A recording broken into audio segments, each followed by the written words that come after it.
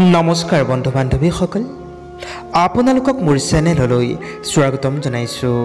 বন্ধু বান্ধৱীসকল, 18 ডিচেম্বৰ শুক্ৰবাৰে সন্ধিয়া কৰক এই উপায় ঘৰত মা লক্ষ্মীৰ বাস হ'ব।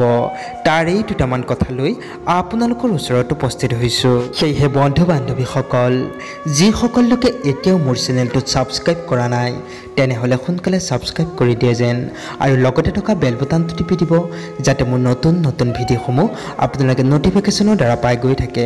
তেন্তে আহক বন্ধুসকল, আমি ভিডিঅ'টো আৰম্ভ কৰোঁ।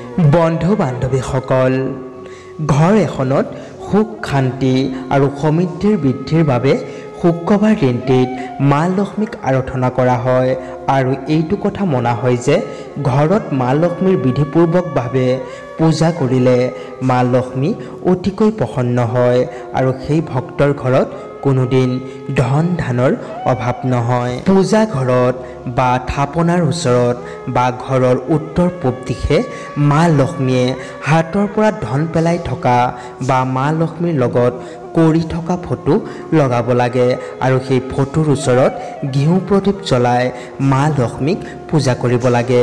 এনে কৰিলে আপোনাৰ হাতৰ পৰা অবাবত কেতিয়াও ধন খৰচ নহয়। সেয়েহে আজি শুক্ৰবাৰ সন্ধ্যা স্নান আদি কৰি শুদ্ধ বস্ত্ৰ পৰিধান কৰি মা লক্ষ্মীৰ চৰণত এটি শুদ্ধ ঘিউ প্ৰদীপ প্ৰজ্বলিত কৰিব, আৰু 1 টকা কইন এটি মা লক্ষ্মীৰ চৰণত অৰ্পিত কৰিব, আৰু মা লক্ষ্মীক পূজা প্ৰাৰ্থনা কৰিব।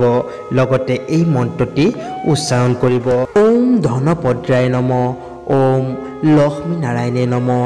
তাৰ পিছদিনা সেই 1 টকীয়া মুদ্ৰাটি কোনো দৰিদ্ৰ দুখীয়াক দান কৰিব।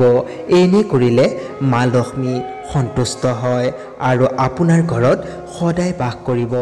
আজিলৈ ইমানেই।